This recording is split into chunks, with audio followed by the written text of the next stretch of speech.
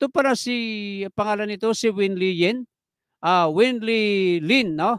Ay tama ba, Winlie Lin? Ay ito pala ang tunay, ha? Tunay na nanay ni Mayor Alice Gowo, ha? Tapos sasabihin mo ang nanay mo si Amelia Leal, yan si Winnie Lin. Si Winnie Lin, sipin mo na lang sa pangalan. Yan pong may nakaaro na yan, yan po si Winnie Lin. Hirap bigkasin ano, Winnie Lin, na isa palang incorporator ng kumpanya ni Mayor Alice Guo. So ibig sabihin itong pamilya na ito, hindi lamang ito pumasok sa negosyo sa Pilipinas, hindi lamang ito pumasok sa politika sa Pilipinas, si Mayor Alice Guo bagkos ay nag-ooperate din ito na sindikato. Saan ka naman nakakita? Mayor, operator ng Pogo. Alam naman natin kung gaano kasalot yan. Ang live-in partner niya na mayor ng Pangasinan ay operator din ng Pogo. Yan daw nag-ooperate, mga kababayan. Kaya nga dapat talagang kasuhan na ito si Mayor Alice Guo at may pabalik na sa ibang bansa. Sipin mo, sa duda natin dito, sa pag-aanalisa natin, itong pamilya ni Mayor Alice Guo ay pure Chinese. Sumapanahon na yon, noong 1986, yung sinasabi niya, pabalik-balik na dito ang pamilya sa ibang bansa, gumawa ng late registration yung kanyang magulang na si Angelito Guo, pero hindi tayo naniniwala na ang pangalan ng tatay niya ay si Angelito. May pangalan din na tunay yung kanyang tatay, nakuha ba natin? So si Angelito Guo ay talagang peke rin, mga kababayan. Wala rin talagang Angelito Guo na sinasabi ni Mayor Alice Guo. Wala talaga yan. Invento yan.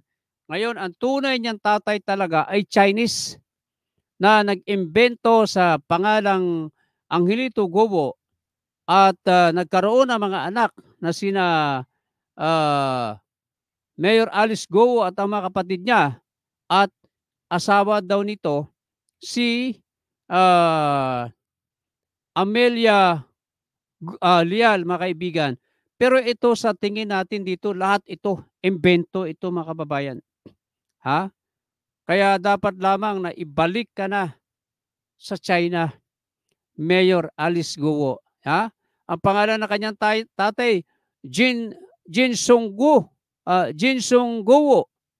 Ang tunay na pangalan ng tatay. Ito may Guo pa, no? Pero gumamit pa ng salitang pangalang ano pangalan ito? Angelito, ano? Angelito, pero wala talagang Angelito eh. Jian Sung Guo o Jian Sung Guo. Ang ibang pronounce naman, Jian Sung Gu. Ang sabi naman ng iba. Ang sabi naman ibang pronunciation, yung Guo ay Gu. Diba? So, ibig sabihin, Chinese na Chinese ito, mga kaibigan. Pure Chinese ito. Ay, paano naging mayor ito? Ay, sabi nga ni Senador Wesquechal yan eh.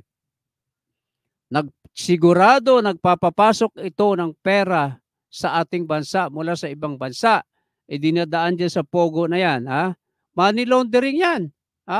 Talagang mabigat ang kaparusahan dyan. Kaya dapat wag nang papormahin tong pamilya na ito. So ito ngayon, mga kababayan, kaya natin tinatalakay ito sapagkat matinding issue ito para matulungan natin ang ating Senado, ang ating pamahalaan na magkaroon ng awareness ang ating mga kababayan na pwede palang maging mayor ang isang pure Chinese. Ang mga magulang ay Chinese. Ang magulang ni Mayor Alice Guo ay si Winnie Lin. Ang kanyang tatay si Jian Sung Guo. Sipin mo yan, mga kaibigan. Okay, ito na. Panoorin na natin ang balitang ito. Purong Chinese si Bamban Mayor Alice Guo. Sa pagsisiyasat ng kampo ni Senator Sherwin Gatchalian, lumalabas na ang Chinese umanong nanay ng alkalde ay kabilang sa may-ari ng farm kung saan lumaki si Guo. Nasa frontline balitang yan si Camille Samonte.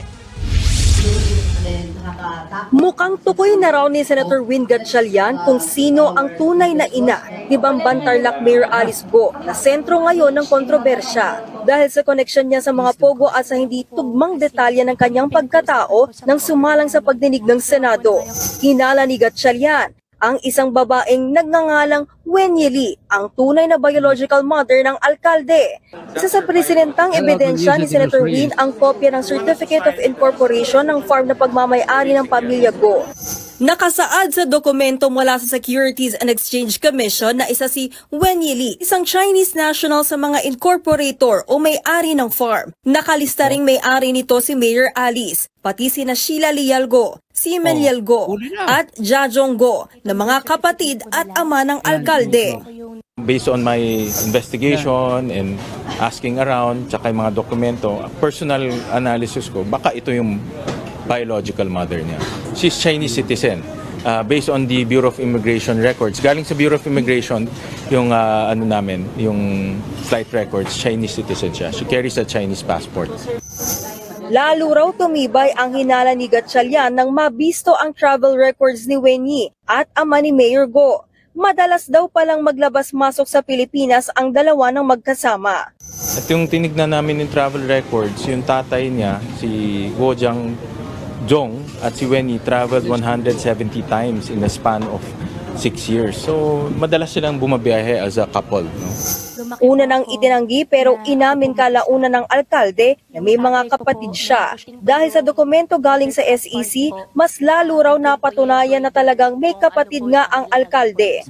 We also saw in the corporate papers na si Sheila Go is their chief financial officer and treasurer of their company. Si Alice is the president of the company. So it's impossible ako yung presidente ng family business. Si Alice ang chief financial officer and treasurer na hindi kayo magkakilala. Nako. So magkakilala talaga sila. It corroborates with the flight records na bumabiyahe sila ng Okay, dalawa. mga kababayan, putulin mo natin. Dahil sa kaliwat kanan. Ano? Napakalinaw niyan, ha? Kapag kayo ay mga incorporator dyan sa inyong kumpanya, aba, natural magkakilala kayo. At kung hindi man magkakamag-anak, sigurado malalapit na magkakamag-anak. Ay isipin mo, finance officer and president, si Alice Go, mga kaibigan. Tapos yung si Wenyi Lee, andyan din, official din. Si Jan Song Go, ay ganun din, official din. Kasama as incorporator ng kanilang kumpanya. Hindi ka maglalagay ng mga incorporator dyan sa kumpanya mo kung hindi mo talaga kakilala ang mga yan. Dahil pera ang pinag-uusapan dyan. Isipin mo, finance officer, si Mayor Alice Go. So dito, unti-unti nang nahuhubaran ng maskara si Mayor Alice Go, mga kababayan. Kaya talagang tama yung sinasabi nila na talagang ubod ng sinungaling itong si Mayor na ito. Talagang dapat lamang talaga na managot ito at tanggalin na bilang mayor. Sir Lino Espinosa Lim Jr., magandang hapon Kamar at mabuhay ang Latigo News TV. Ma'am Yesa de los Reyes at out din. The Survivor 379, hello everyone. Romy Lanzarote, yan si Sir Romy Lanzarote.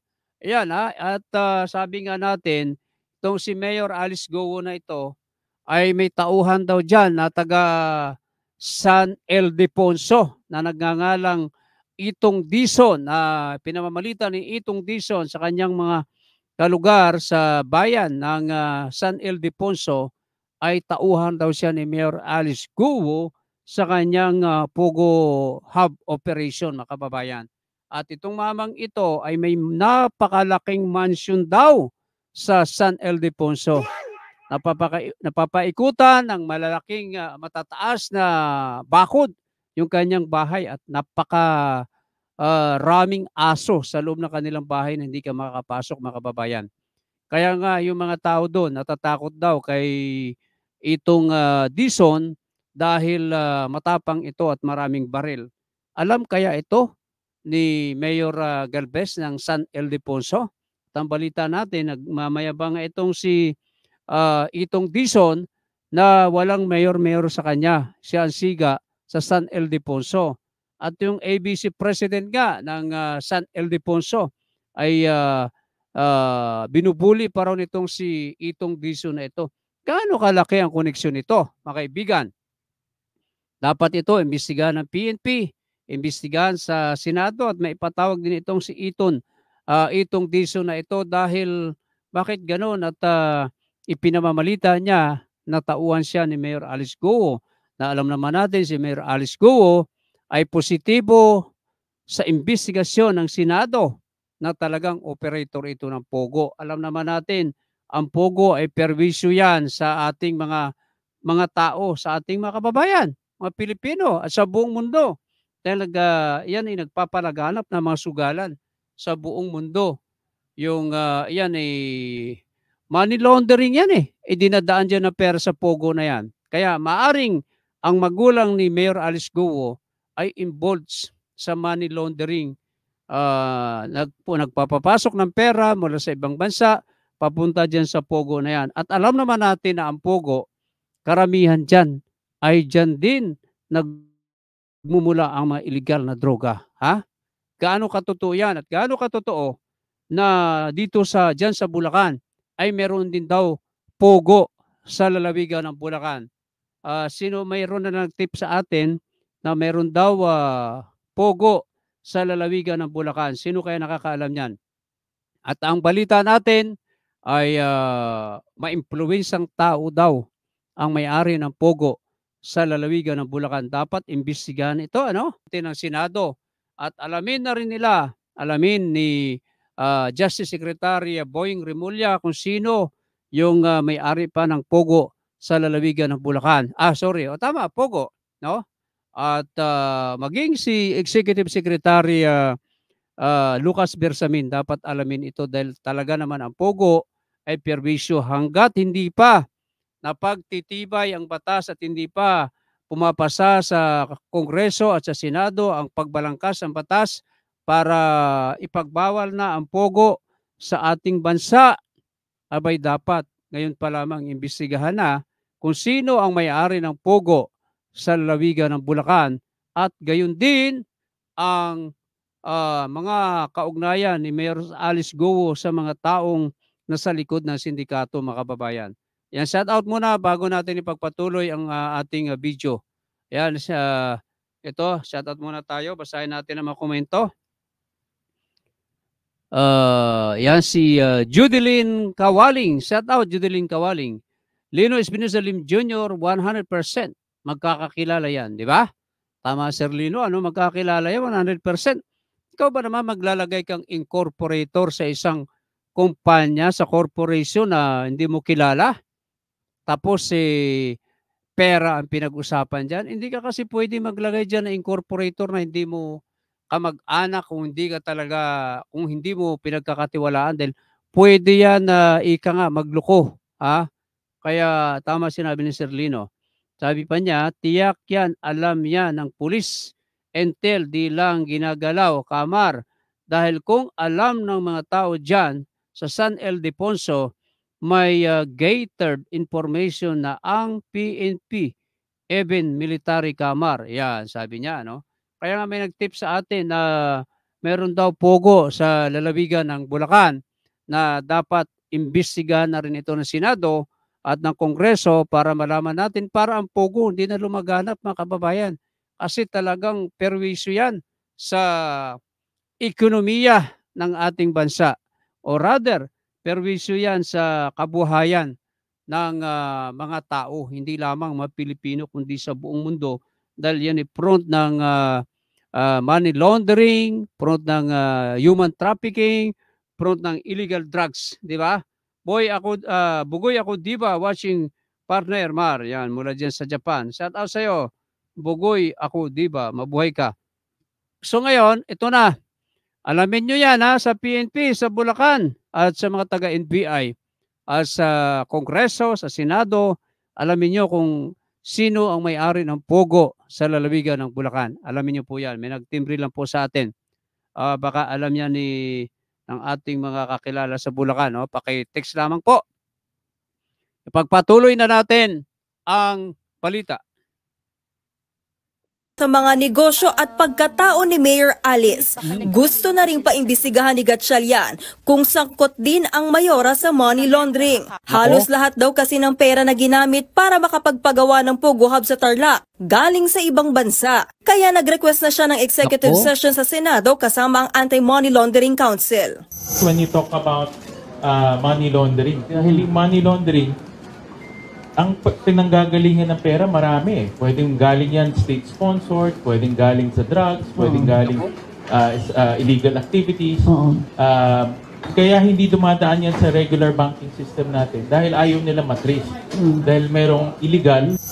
Parehong miyembro ng Nationalist People's Coalition o NPC sina Senator Win at Mayor Go. Mungkahi ng senador patalsikin na sa partido nila ang alkalde dahil sangkot din siya sa Pogo.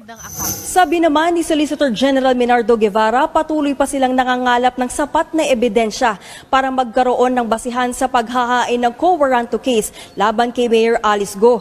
Pagdating naman daw sa ibang kaso na maaring kinasasangkutan ni Go, pwede na raw tumutok dito ang ibang ahensya ng gobyerno. Kung may possible criminal behavior, then we leave that to the DOJ.